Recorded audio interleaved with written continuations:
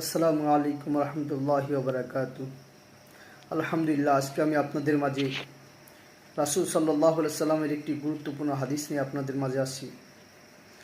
তো আবু যর রাদিয়াল্লাহু তাআলা আনহু থেকে বর্ণিত, রাসূল সাল্লাল্লাহু আলাইহি ওয়াসাল্লাম বলেন যে তিন শ্রেণীর ব্যক্তির সাথে আল্লাহ পাক রব্বুল আলামিন কিয়ামতের দিন কথা বলবেন না, তাদের দিকে তাকাবেনও না এবং তাদেরকে পবিত্রও করবেন না।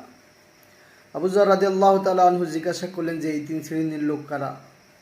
তখন রাসূল সাল্লাল্লাহু আলাইহি ওয়াসাল্লাম বললেন, এই তিন শ্রেণীর লোক হচ্ছে ওই সমস্ত পুরুষ যাদের টাকনির নিচে পায়জামা বা লুঙ্গি থাকে, তো তাদের দিকে আল্লাহ পাক রব্বুল আলামিন তাকাবেন না, তাদের সাথে কথাও বলবেন না। দ্বিতীয়ত, ওই ব্যক্তি যারা কিছু দান করে আবার খোঁটা দেয়, কাউকে কিছু দিয়ে খোঁটা দেয়। আমি একটা জিনিস দান করলাম, ওইটা আমি মানুষের মাঝে বলে বেড়ালাম, এরপরে আমি কাউকে কিছু দিয়ে ওইটা খোঁটা, পরবর্তীতে আবার ওইটা তাকে খোঁটা দিলাম যে তোমাকে ওইটা দিছিলাম। তো এই ব্যক্তির উপরও আল্লাহ পাক রব্বুল আলামিন তাকাবেন না।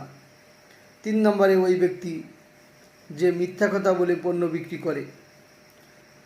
ধরেন কিনে আনলাম একরকমের, বিক্রি করার সময় আবার দাম বাড়াইয়া দিলাম, বললাম যে আমি এত টাকা দিয়ে কিনছি, অথচ যেই সমস্ত ব্যবসায়ীরা এই মিথ্যা কথা বলে পণ্য বিক্রি করে, তাদের দিকে আল্লাহ পাক রব্বুল আলামিন তাকাবেন না।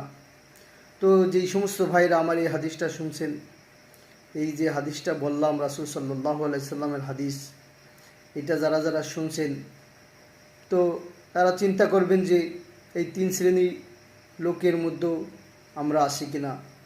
যদি থাকি তাহলে তওবা করে শুধরিয়ে নিব, আর যদি না থাকি তাহলে একবার আলহামদুলিল্লাহ বলবো।